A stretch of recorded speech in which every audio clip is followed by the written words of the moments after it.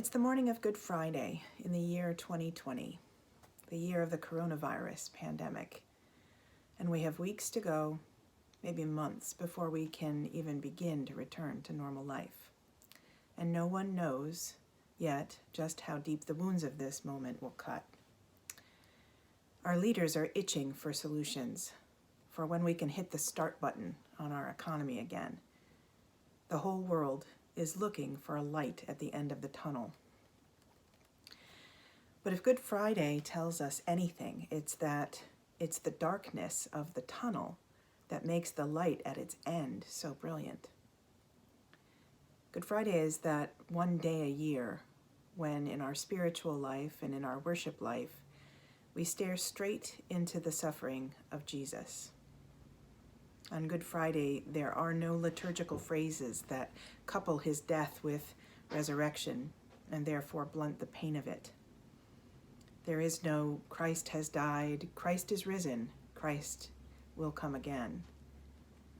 Today we simply contemplate how this man, who was pure goodness, pure love, pure innocence, who had no reason to come among us except to save us from ourselves, was nevertheless abandoned by his friends and left to die alone. Today we contemplate how he gave himself over to be savagely beaten, to be strung up on a cross to die. Today we contemplate the deep darkness of the proverbial tunnel before there's any hope of light at its end. What good does it do to do nothing for a day but to stare at the cross of Christ? Well, it can help us see more clearly the shape of our hope. We humans are always in search of answers, quick solutions to our pain, workarounds to fix any problem. Especially Americans. We don't want to be bothered so much with turning off a light switch at night that we've got gadgets and an app for that now too. Sometimes we Americans especially get to thinking of our God as a kind of fix-it king. We rush through all the Good Friday moments of our lives looking for that part of the story where God fixes it on Easter. But for those first disciples of Jesus, on the first Good Friday and all through the first Holy Saturday, there was no next part of the story. There was nothing but deep, deep darkness. In the face of darkness like that, it helps to know Jesus stared down that dark tunnel long before we ever did. A favorite writer of mine, Debbie Thomas, shared a memory on her blog this week. She writes, "Some years ago, when my daughter was in middle school, she became anorexic.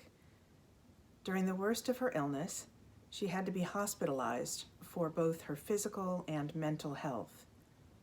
On the morning of her admission, after the doctors explained that I would not be able to see my depressed, malnourished child for several days, I walked out of the hospital, got into my car, and started driving without aim or purpose. I ended up," she writes, "in the parking lot of a Catholic gift shop I'd never seen before. Shaking, I walked in and wandered the aisles until a woman with a kind face approached me. 'Can I help you find anything?' she asked. I burst into tears and said nothing. She gave me a hug and said, 'Wait here.'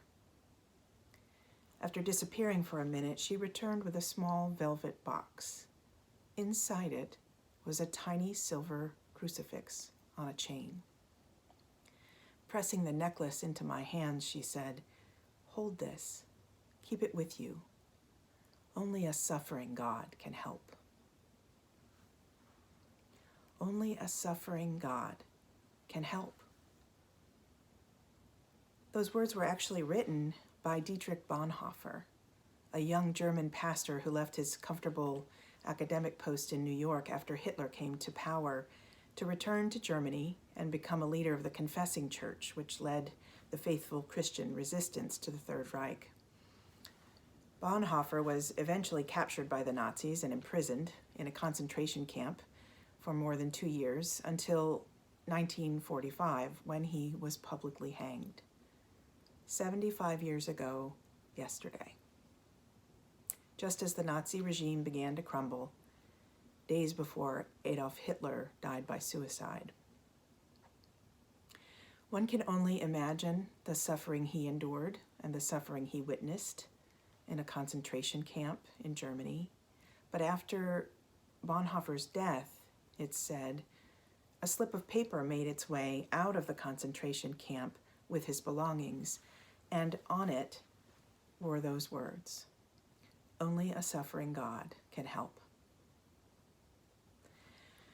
When we find ourselves staring into the darkness, as we are as a whole human family right now, as Bonhoeffer did during his imprisonment, as a mother does in the face of her child's illness, with no idea how long and treacherous the tunnel will be, we do know this.